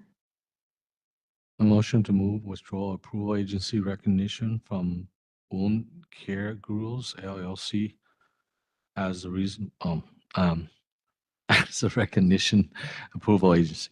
I second. Okay, is there any public comment in person? Not seeing any. Is there any online? WebEx is open for public comment on the motion. If you'd like to make a comment, please raise a hand by tapping that hand button at the bottom of the screen. Dial-in users dial *3 to raise your hand, and we will call on people in the order we have requests.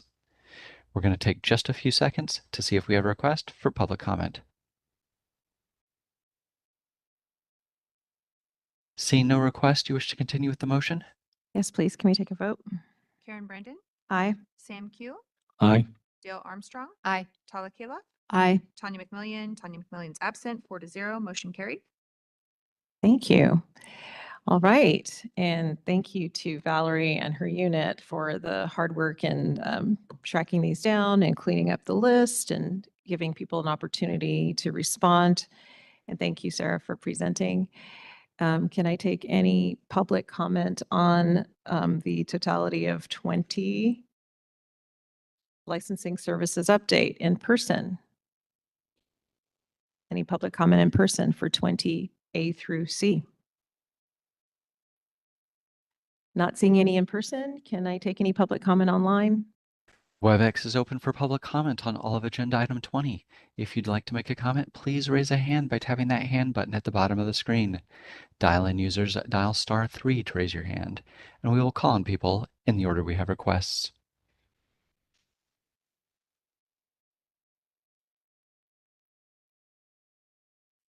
Seeing no request, you wish to continue with the agenda? Yes, actually, it's time for a recess. We're going to take a 10-minute recess. We'll be back at 10:45 a.m. Thank you.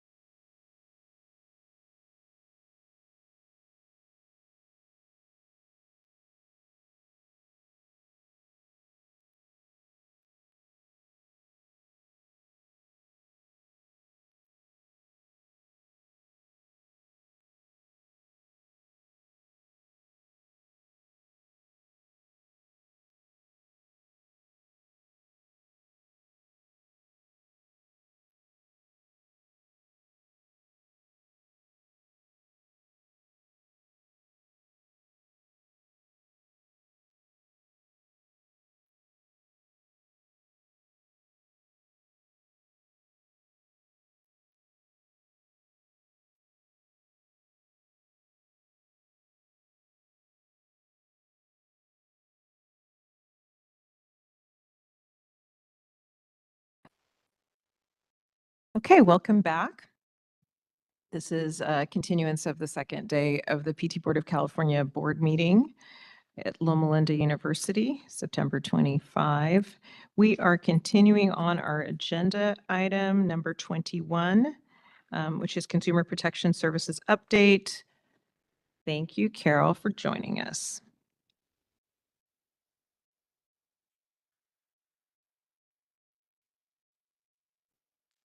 Good morning, board members.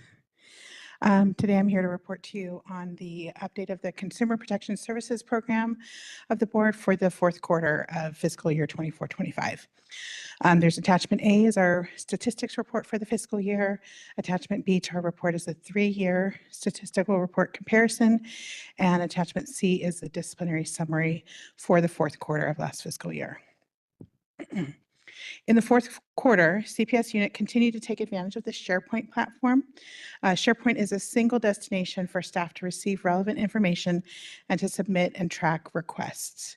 The CPS SharePoint page now has a list that is updated daily of all disciplinary actions taken.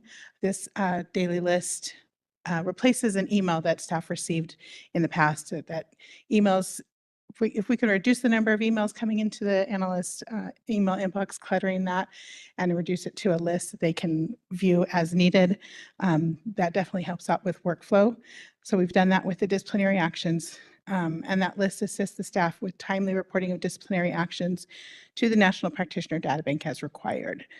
CPS staff also began using a few new forms on the SharePoint page this quarter, including forms that allow staff to submit requests for case initiation, to open new complaint cases, and expert consultant task orders to move that process along. We also use it to submit documents to the executive officer for review and approval. Previously, CPS staff would submit these requests by email or in writing, and the approver would sometimes have a difficult time keeping track of the various requests and modes of submittal via paper, email, Teams message, etc. Now these requests are all centralized in SharePoint, making it easier for the approval to see and complete all outstanding requests or send feedback to the analyst for changes or further review. Of course. Can't hear you. Okay, microphone. As the approver who sometimes has a hard time keeping track of those requests, I very much also appreciate the SharePoint site, and it acts like a dashboard of things that I need to do to not slow down the Consumer Protection Services unit. It keeps everything in a concise single spot. He can approve it electronically. I can see that approval. We can affix his electronic signature. Staff can receive the signed document. It's all kind of automated through that SharePoint process in one place for each of us to look. So it's a much smoother process for sure. The CPS manager and staff has spent a great deal of time in that last quarter in reviewing annual statistics, both for fiscal year 23-24 and 24-25. We updated the BREEZE database and our written enforcement procedures to assist the Department of Consumer Affairs, the DCA, in its effort to create streamlined department-wide statistic reports. In some cases, the board procedures were updated to more easily match the DCA report parameters to accurately capture data. And in other cases, DCA tailored its report parameters to account for PTBC's unique circumstances. So we did that with the 23-24 fiscal year as kind of a dry run. And then at the end of, as soon as July hit, we ran the 24-25 fiscal year report and were able to submit that data to DCA in this current fiscal quarter for the 24-25 annual report. The CPS unit and the board management continue to hold quarterly meetings with our contacts at the Division of Investigation, DFI, and the Attorney General's Office, the AG, to discuss outstanding issues and collaborate to ensure effective case and program management. The board management, in collaboration with the Attorney General's Office and our DAG liaison, John Gatchett, finalized and conducted an in-person expert consultant training this past Monday, September 22nd. We had 8 new experts in attendance at the training, in addition to 14 current experts, as well as a few board members. The board's goal is to expand its pool of expert consultants by recruiting and training new experts, as well as by providing continuing training to our current expert consultants working with the board throughout the state. I'm going to move to attachment A, the statistics report for Q4 of fiscal year 24-25. Performance measure 1 shows that the board received and opened a total of 159 cases this quarter, including 110 consumer complaints and 49 reports of arrest or conviction. The board received a total of 576 complaints this fiscal year, which is 13% more than last fiscal year. And the increase in complaints received has been steady since the pandemic low of just over 400 complaints and arrest reports received in fiscal year 2020, 2021. That number is not on your 3-year report, but we accessed it from a prior report. Performance measure 2, complaint intake, measures the average number of days after receipt until the board initiates a case and sends an acknowledgement letter to the complainant. This quarter's average is 2 days, which is well under the target of 9 days.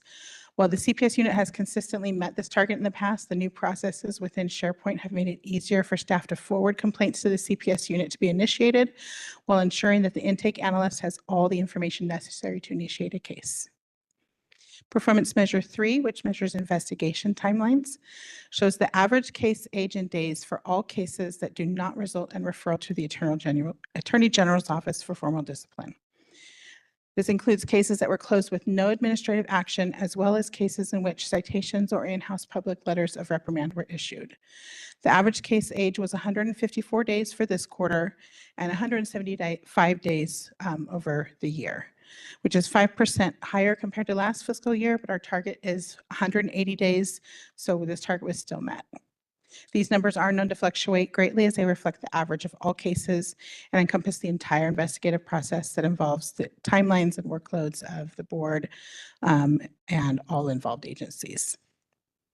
Performance measure 4 captures the average case age in days for cases that were referred to the Attorney General's office for formal discipline. 11 cases were finalized at the AG's office this quarter, taking an average of 676 days from receipt of complaint to case closure. This is 14% shorter than last fiscal year's average, but is still outside of the target for this performance measure of 540 days.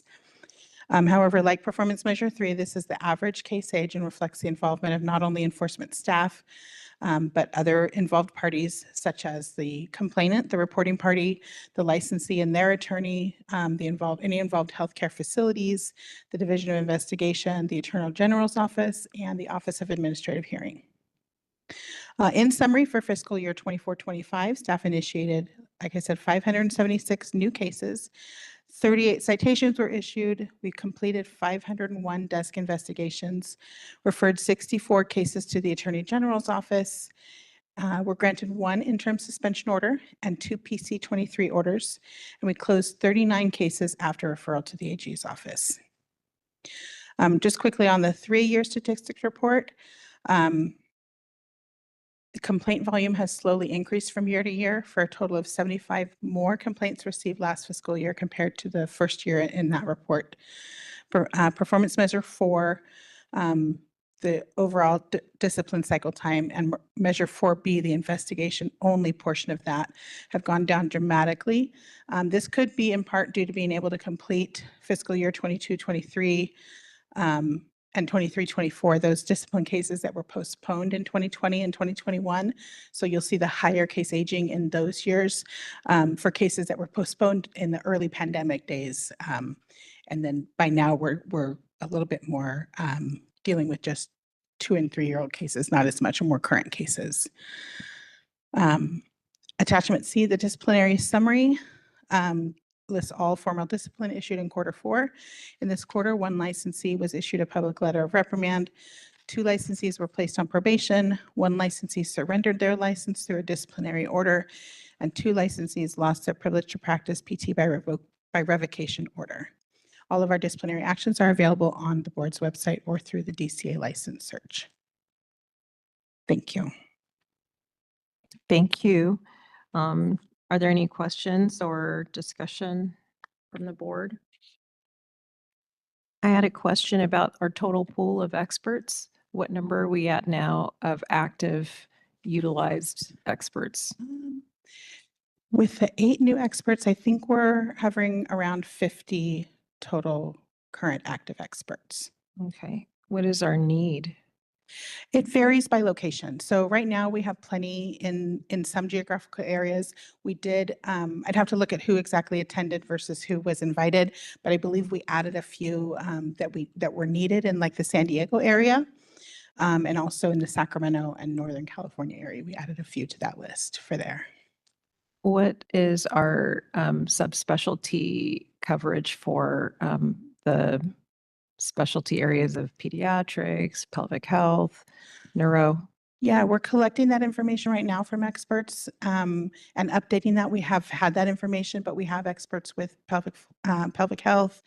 I'm not sure like if there's an exhaustive list of specialties to make sure we have them all, but we have a very good range of experts with various specialties. And we do collect that information so that when we get a case that requires a specialty, we can match it to appropriate expert. Mhm. On average, these experts are utilized how many times in a year? Average. I mean, is there one that's just getting a lot of, getting really busy because either they're a subspecialist or their location has a lot more? There are experts that get more work than others due to either their subspecialty or their location. I would say on average, over the 50 experts that we have, really just off the top of my head, I would say each expert probably gets between 2 and 5 cases a year. Okay. Yeah, I think I would really like to see when we do advertise if there's specific locations. Maybe you already did it, but It's in the thought process, especially for this training. I did make sure that we reached out to the experts. We needed experts in San Diego and we needed additional experts in Northern California. We will be working with the outreach team to specifically, if we can figure out how to specifically target geographic areas to request, to get people to apply. apply. Yeah. Yeah. So anyone listening online, this is your opportunity to interface in a very positive way with the board, utilize your skills and be of service and learn a lot. Is there any other discussion? Questions for? I have a question. So how are these experts compensated, or is this purely voluntary? So experts are compensated on an hourly rate. Each case is assigned an estimated number of hours for the expert. Experts currently receive $100 an hour compensation for their time. And each case generally ranges between 6 to 15 hours, I would say, of required time. Carol, is there any escalation in the reimbursement rate if they're called to testify at hearing?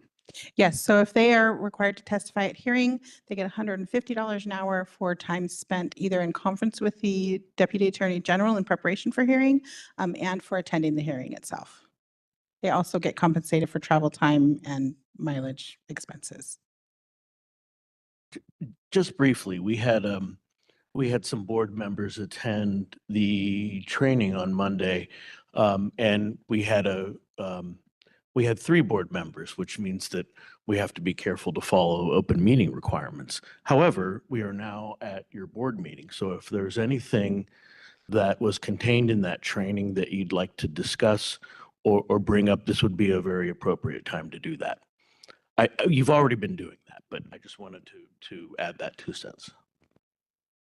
Well, I just thought it was extremely valuable to attend the training, being on the other end and getting cases and seeing expert testimony.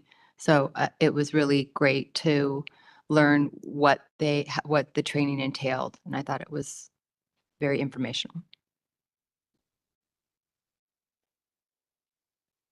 Yeah, I thought that our DAG did a wonderful job of explaining kind of where the expert sits in the entire process of the investigation and what is really critical for them to, the piece that they play, the role that they play, incredibly important in determining and defining the standard of practice and how it's unique to physical therapy regulation in California as opposed to other regulations in California, that the expert is really the key to tying in the the practice from the perspective of implementation, not just the references from literature or from education or from the association. So that was really important for us to, I hope everyone got that from that training as well.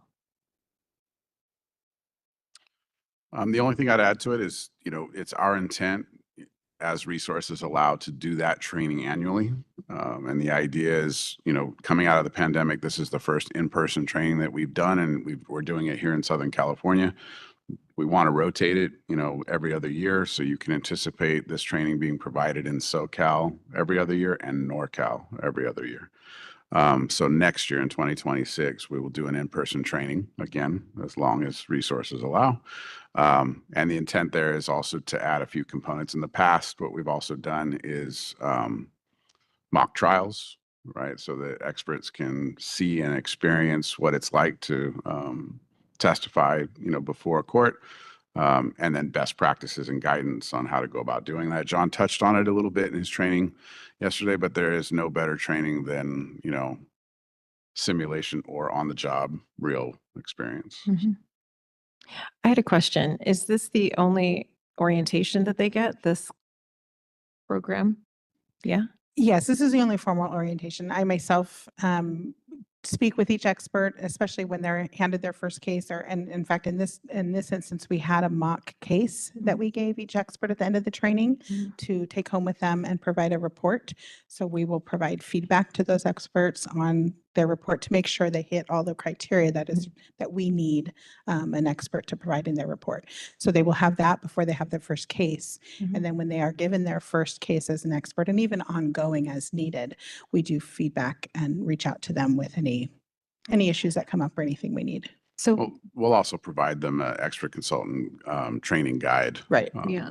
Upon acceptance, and we try to pair them up and buddy them up. So a new expert will be Right. paired with a veteran expert, again, as geography, as demographic, as those kind of resources allow. That's excellent. I think just one maybe suggestion that I have is that for someone who's entering this space, it can be very overwhelming, the definitions and kind of understanding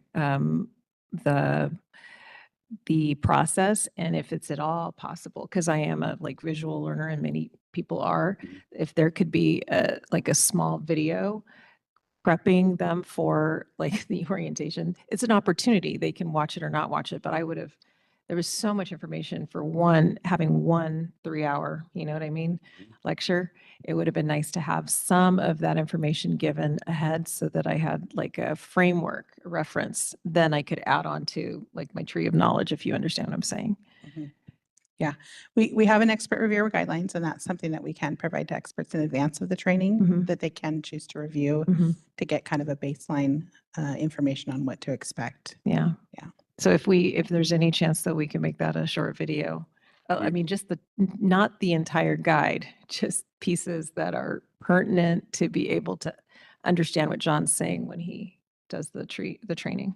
We are having ongoing discussions with the Department of Consumer Affairs, Public Affairs Office. We have I would say, a very long list of video tutorial ideas that we want to present to them. That is on that list. So, and we took a lot of valuable footage yesterday that, and during the AG proposal anyway, that we might use as part of that.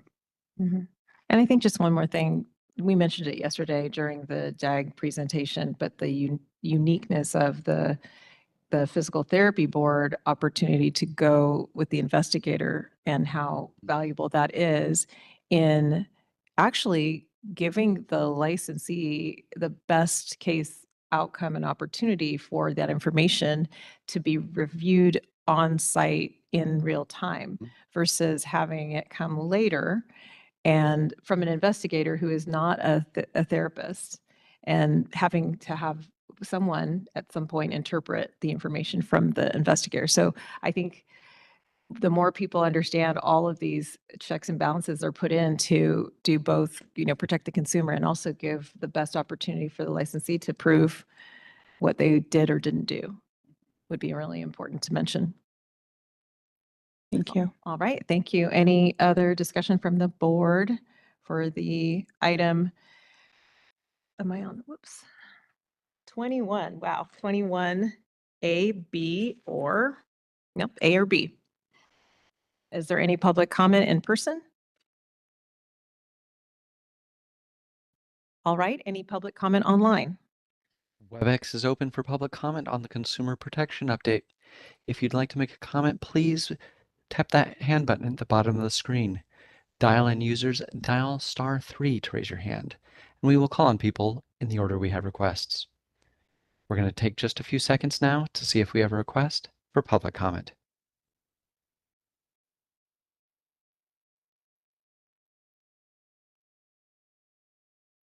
Seeing no requests, you wish to continue with the agenda? Yes, please. We're going to go on to item 22, also under enforcement probation monitoring services update. Thank you. I'll also be providing that update.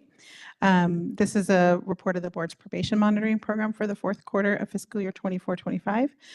Attachment A contains the probation statistics for the full fiscal year, and attachment B contains the probation statistics for the last 3 fiscal years. During the fourth quarter of fiscal year 24-25, the total number of licensees on probation went down from 66 to 61. This includes probationers actively serving their probation term and those tolling for various reasons. As of June 30th, there were 44 probationers actively working in the state of California, 6 probationers tolling, meaning not receiving credit toward completion of probation, and located out of state, and 11 probationers tolling located in state.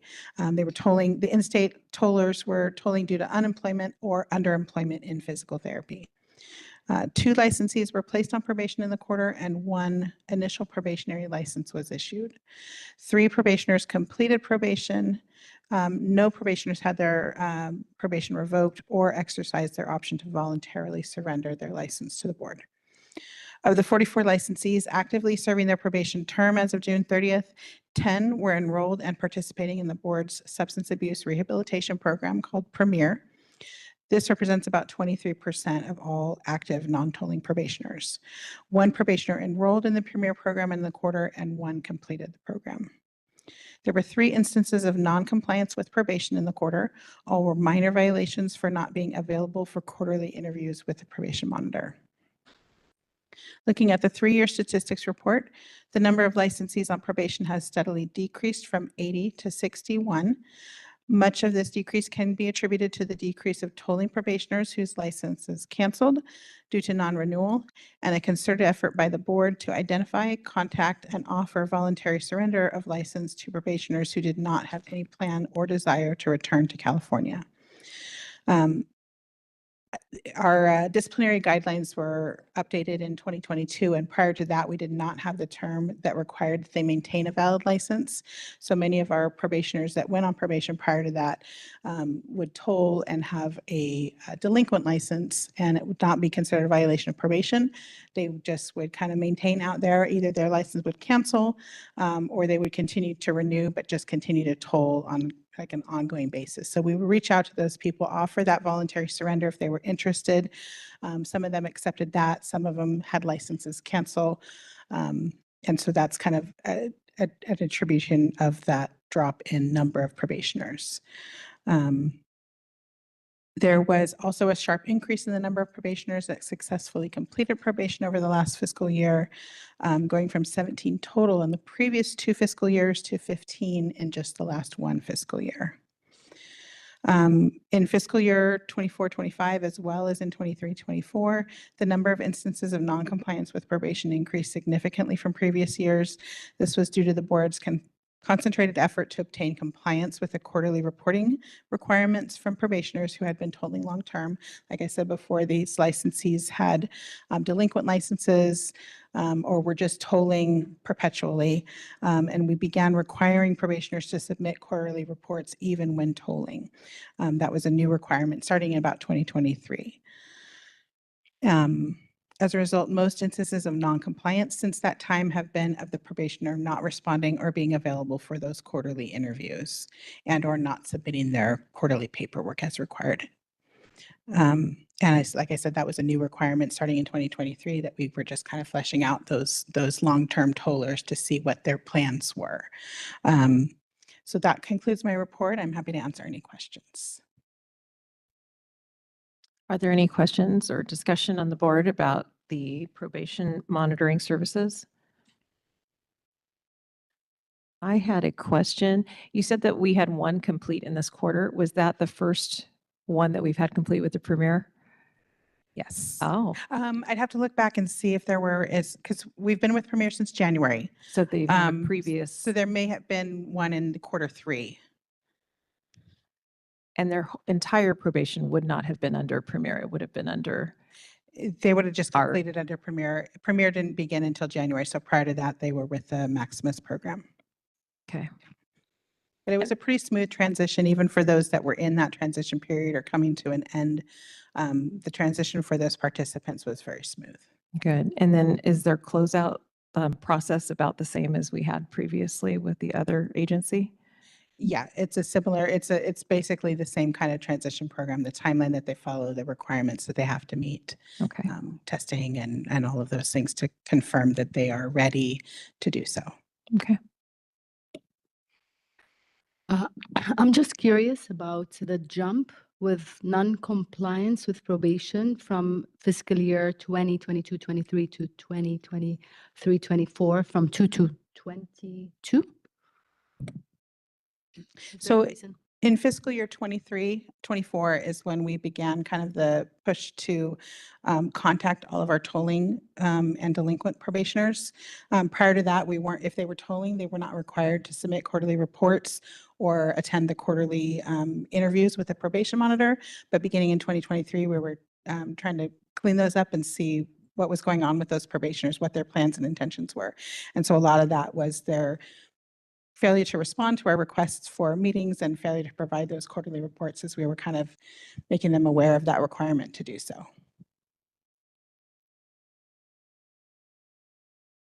Are there any more questions from the board, comments? Okay.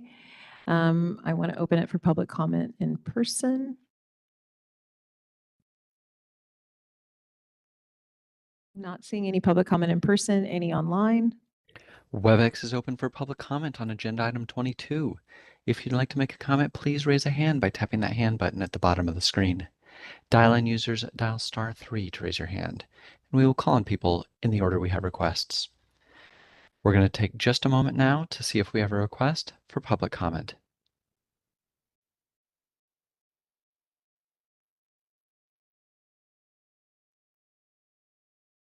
Seeing no request online, do you wish to continue with the agenda?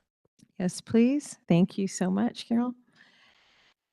And thank you to your entire unit for their hard work. We are now on item agenda 23, public comment on items not on the agenda. Is there any public comment?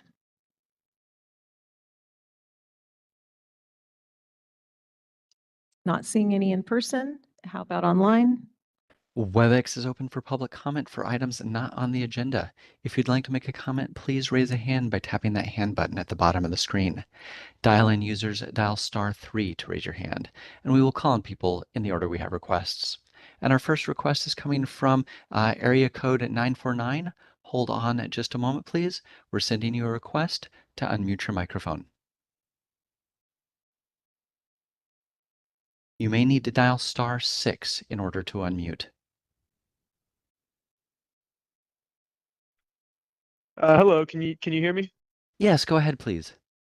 All right, thank you. Hello, my name is Ryan McCarthy, and I'm here today on behalf of the California Acupuncture Coalition. We have some concerns about the potential addition of dry needling to the scope of physical therapy work in the state through the upcoming sunset review process. We worry that patient care could be compromised by allowing other professions to practice acupuncture treatment without the same level of education that is required to become a licensed acupuncturist in the state. To add some context, to become a licensed acupuncturist in the state of California, you're required to complete a minimum 3-year master's degree program, which includes 3,000 hours of acupuncture-specific training for entry-level competency, along with 950 hours of clinical hands-on training. We agree that public protection is paramount in our practices and believe that allowing other professions to practice an invasive medical procedure without this same level of education would put patients at risk. As you know, dry needling is not a new innovation. It uses the same stimulation points as acupuncture, with studies estimating 95% of points used by dry needlers are the same as acupuncture points.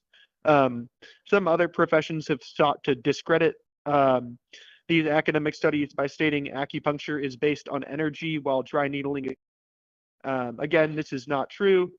Chinese medical texts dating back to 200 BC have identified these trigger points. These Chinese medical texts have been repeatedly studied by academics who overwhelmingly agree that these points remain medically accurate 2,000 years later. Additionally, most of the literature used to justify the clinical legitimacy of dry needling is drawn from these same acupuncture research studies. Using dry needling points is a roundabout way of eliciting the same neurological and hormonal responses as acupuncture treatment. As fellow healthcare professionals, we would be happy to collaborate on care methods for chronically injured patients, but allowing people to practice needle medicine without proper training is dangerous for all involved. Thanks for your time, and please do not hesitate to reach out to me or the CAC with any questions you have about this topic. Thank for your you. comment. My apologies, Madam President. That was our only request for public comment. Okay, thank you very much. All right, we are going to move on to item agenda number 24. Agenda items for future meetings. Any comments from the board? I think Mr. Kaiser discussed the concept that we were going to include a discussion on animal rehabilitation in our upcoming meeting. You want to share a little bit about the people that have reached out and what our intent is around that? In December in Sacramento, we intend to have that as an agenda item. We do have some confirmed guests and participants, and that list might grow over time. So we will keep the board abreast of that, and you will find that posted on the agenda fairly soon. And stakeholder invitation and contacts will be initiated and sent out as well.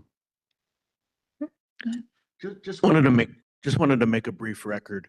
There was discussion earlier about the scheduling of a meeting in October and a meeting in November. Just want to make a public record, a public statement that those meetings are not currently set and noticed. Those meetings will be noticed in accordance with the Bagley-Keene Open Meetings Act at least 10 days before. The board is usually pretty good about doing it before that, but I don't want the public to be under the presumption that we have a meeting officially scheduled for those times, because we do not. Okay. Is there any other comment from the board? Questions? Additions? All right. Any public comment at this time or agenda items for future meetings? None in person? How about online? WebEx is open for public comment on future meetings. If you'd like to make a comment, please raise a hand by tapping that hand button at the bottom of the screen. Dial-in users dial *3 to raise your hand, and we will call on people in the order we have requests. We're going to take just a few seconds now to see if we have a request for public comment.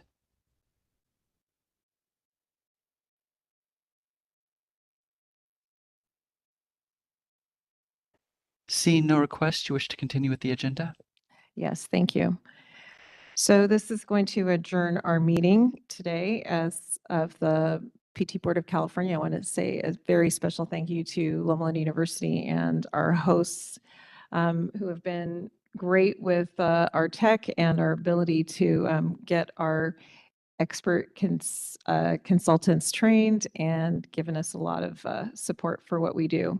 So we will see you all in December 11 and 12, if not before that, for our sunset report review meetings. Thank you.